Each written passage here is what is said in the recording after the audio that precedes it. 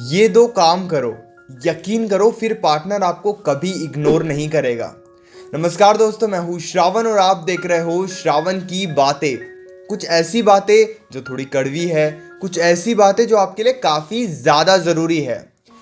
जब भी हम रिलेशनशिप में होते हैं, सबसे ज़्यादा ज़रूरी क्या होता है कि पार्टनर हमें इग्नोर ना करे, पार्टनर हमारी केयर करे, हमारी डिस्टर्बेंस को समझे, हमारी बात को समझे। लेकिन एक समय ऐसा आता है कि ये सब छोड़ के सब बुरा होने लगता है। पार्टनर हमें समझता नहीं है, इग्नोर करता है, केयर तो बहुत दूर की बात है, अच्छे से बात भी नहीं करता है। अब ये देखकर हम काफ़ी ज़्यादा परेशान हो जाते हैं। लेकिन दो ऐसी बातें आपको बताऊंगा जो आपको हमेशा याद रखनी चाहिए।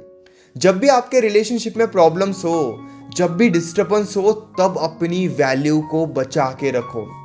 हमें लगता है कि नहीं, रिलेशनशिप में हमारी वैल्यू को हमें बचाने की ज़रूरत ही नहीं है। वैल्यू का क्या मतलब है? अगर आप खुद को कमज़ोर बना रहे हो, खुद को दुखी कर रहे हो, बार बार रोकर, प्यार की भीख मांगकर, गिड़गिड़ाकर उन्हें समझाने की कोशिश कर रहे हो, तो इससे आपकी वैल्यू ख़त्म हो रही है। वो इंसान कभी भी आपके बारे में सीरियसनेस के साथ नहीं सोच रहा है। अब यहाँ पे हो सकता है कि आपकी वैल्यू काफ़ी ज़्यादा है दुनिया के नज़र में, लेकिन उस इंसान के नज़र में आपकी बिल्कुल वैल्यू नहीं है।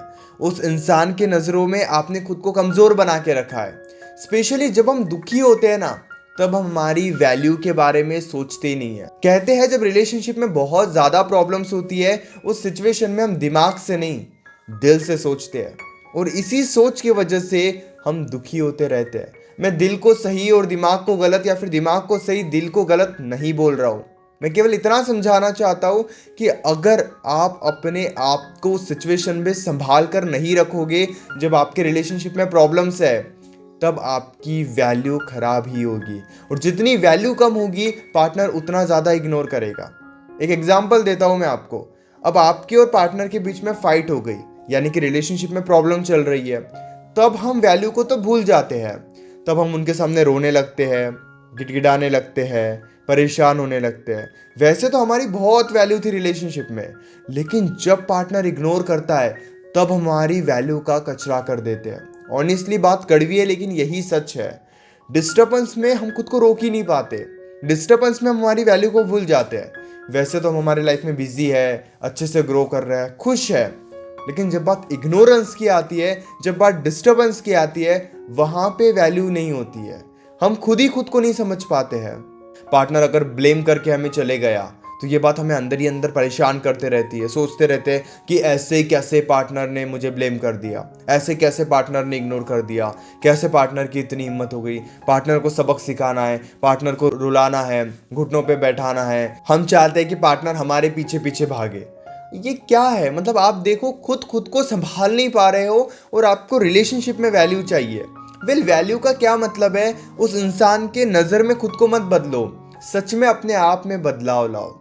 सोचो, एक शांत स्वभाव, रिलैक्स वे में रहते हो, छोटी छोटी बातों पे उलझते नहीं हो, रिएक्ट नहीं करते हो, तो फिर ना आपकी वैल्यू हमेशा बनी रहेगी। लेकिन आपको लगता है नहीं सर, हमारा पार्टनर इग्नोर करके चले जाता, हम क्या करें? मैं कह रहा हूँ आपकी बात सही है, लेकिन जो आपका तरीका है उन्हें समझाने का, वो तरीका गलत है। अगर मैं यही बात जो आपको अच्छे से समझा रहा हूँ, अब यही बात मैं आपको गाली देकर समझाऊँ, तो आपको अच्छा नहीं लगेगा। बात तो वही कह रहा हूँ, लेकिन जो मैं लैंग्वेज यूज़ कर रहा हूँ, लैंग्वेज सही नहीं है। गाली दे रहा हूँ, आपको गलत तरीके से समझा रहा हूँ, तो वो सिचुएशन सही नहीं है। मैं बात तो सही कह रहा हूँ, मतलब मेरे पास नॉलेज तो है, लेकिन जो नॉलेज मैं आपको दे रहा हूँ वो गलत तरीके से दे रहा हूँ, तो आपको अच्छा नहीं लगेगा। उसी तरीके से रिलेशनशिप में हम सही तो होते हैं, लेकिन जब हम रिलेशनशिप में सही होते हैं, तब हम पार्टनर को इस तरीके से समझाने की कोशिश करते हैं, और वो तरीके के वजह से पार्टनर के नज़रों में हम गिर जाते हैं। अब आपको तरीका समझने की ज़रूरत है, और उस तरीके से ही डिसाइड होता है कि आपकी कितनी वैल्यू है और कितनी वैल्यू नहीं है।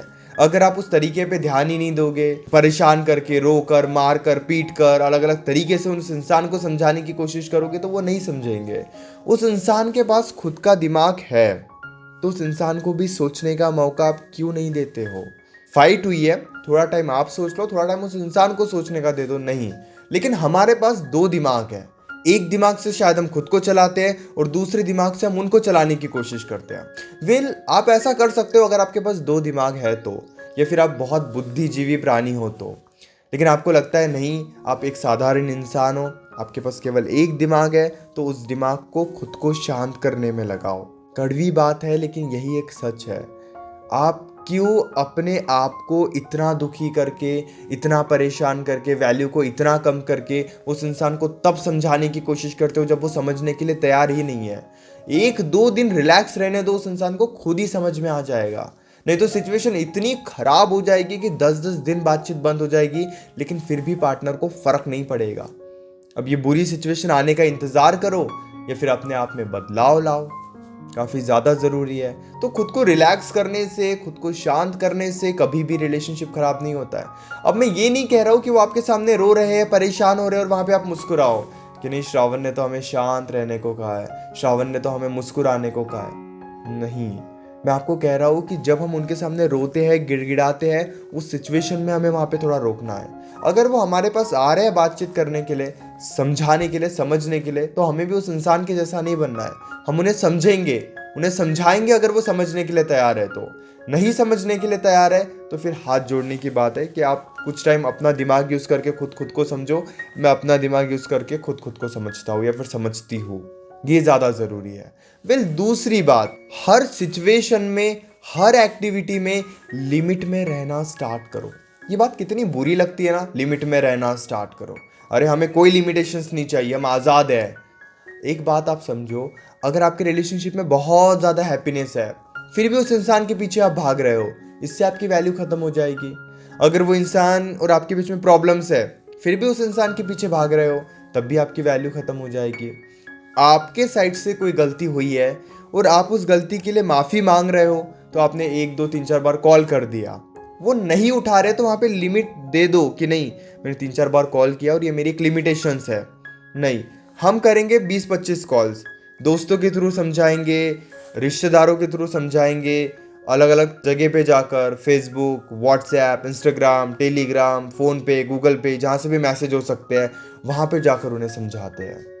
ये कितना वियर्ड है ना।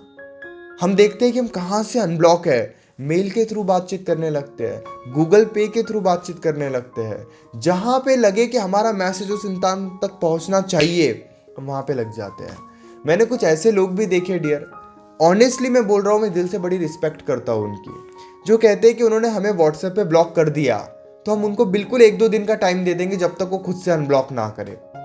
हम ये नहीं देखेंगे कि कहाँ से मैसेज कर सकते हैं। सच में ऐसे लोग हैं जो ये इस बात को समझते हैं, लेकिन हम क्या करते हैं, व्हाट्सएप पे ब्लॉक कर दिया, अब तो इंस्टाग्राम पे पहुंच गए हम, 1 सेकंड नहीं लगता हमें इंस्टाग्राम पे पहुंचने के लिए। इंस्टाग्राम पे ब्लॉक कर दिया, दूसरी आईडी बना के मैसेज कर रहे हो। समझाओ, लेकिन ये समझाने का सही तरीका नहीं है, इस बात को आप समझो।